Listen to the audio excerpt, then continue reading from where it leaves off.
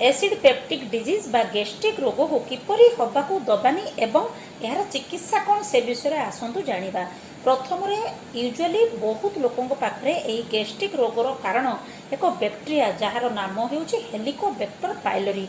यही बैक्टेरियाटी कौन करे ना शरीर मध्य को जदि पशि थाए यह प्रथमे स्टोमाक रे इन्फेक्शन कराई गैस्ट्राइटिस एवं परे गैस्ट्रिक अल्सर बा डिओडिनल अल्सर भली रोग सृष्टि करिथाए। तेणु ए बैक्टेरिया को शरीर भितर को न जीवार बाट होउछि लोक परिष्कार परिच्छन्न रहिबा अर्थात परिष्कार पानी पीबा एवं परिष्कार हाथ रे साबुन मारी धोई सफा करिक सब बेले खाद्य खाइबा उचित। कोनोसी ना कोनोसी कारण ए बैक्टेरिया जदि शरीर मध्य को प्रवेश करे तेबे सेठारे इन्फेक्शन स्टोमाक रे इन्फेक्शन कराई ए सब गैस्ट्रिक रोग सृष्टि करिथाए। तेणु एई बैक्टेरिया जदि जनक लोक शरीर में थाए तेरे डॉक्टर को परामर्श रे सी किसी एंटीबायोटिक जेपरिक क्लारिथ्रोमाइसिन आमोक्सिसिलिन एवं मेट्रोनिडाजोल भली मेडिसिन व्यवहार करने द्वारा एवं प्रोटॉन पंप इनहिबिटर जहाँ ओमेप्राजोल राबिप्राजोल पांटोप्राजोल ए सब मेडिसिन सांगरे खाइबा द्वारा ये हेलिकोबैक्टर पाइलोरी जनित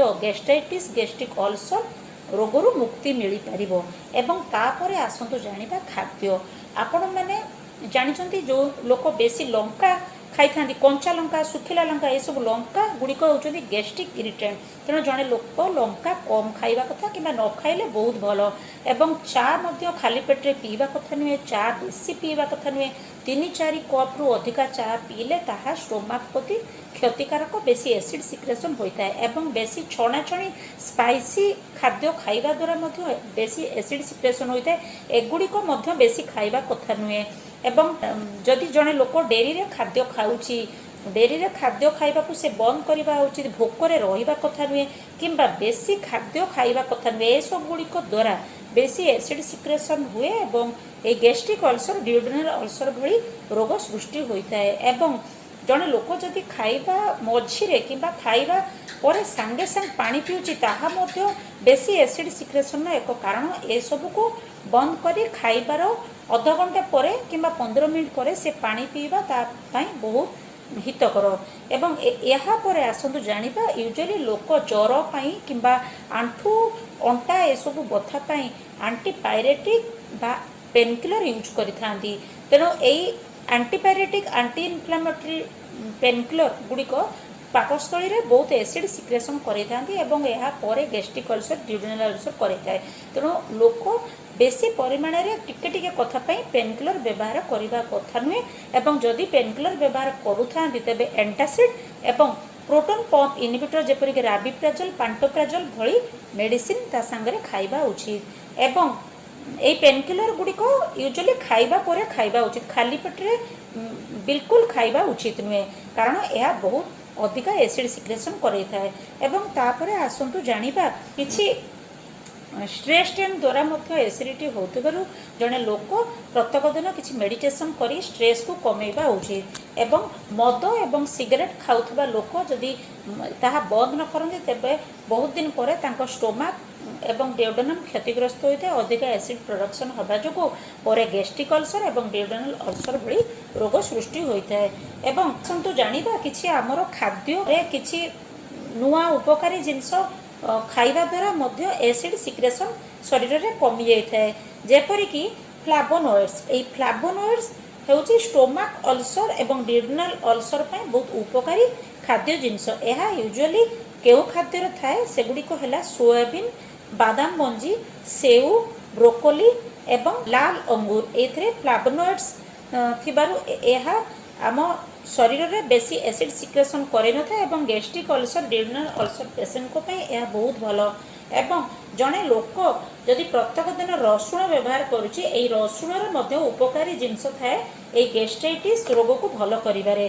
जेपरिक यह एक एंटीबायोटिक भली काम देता है। हेलिकोबैक्टर पाइलोरी इन्फेक्शन रे यह बहुत लाभदायक होता है। प्रत्येक दिन जड़े गैस्ट्रिक लोक 2 ରୁ 3 पाखुड़ा रसुण खाइले यह स्वास्थ्य भल होता है। एवं यापर आसतु जानिबा बंधाकोबीर रस।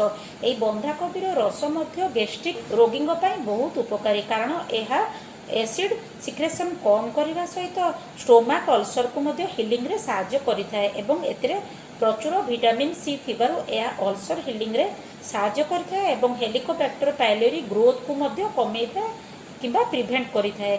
एवं यापर महू जो मानकर बेसी सुगर नहीं से मैंने नियमित महू खाद्य व्यवहार करें कारण ये महूरे एंटीबैक्टेरियल प्रॉपर्टी थाए जहाँकि हेलिकोबैक्टर पाइलोरी एगेंस्ट बहुत भल काम दे थाए।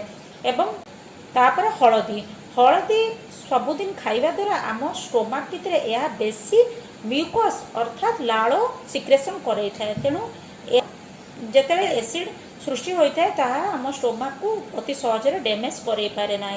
एवं ये हलदी नियमित खाइबा द्वारा गैस्ट्रिक लोकंकर बहुत उपकार होता है।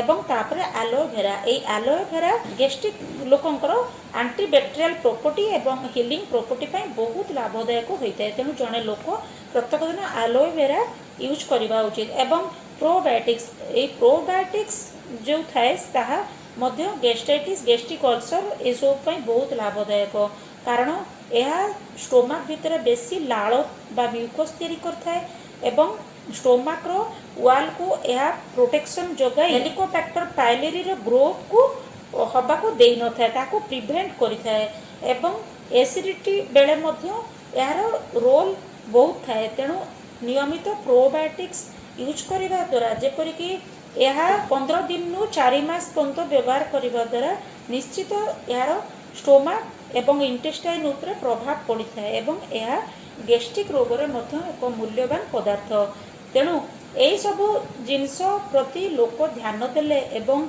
यहीपरी किसी खाद्य व्यवहार करने द्वारा लोकर निश्चित भाव में गैस्ट्रिक रोगरू मुक्ति मिलिबो एवं से सुस्थ रहिबो।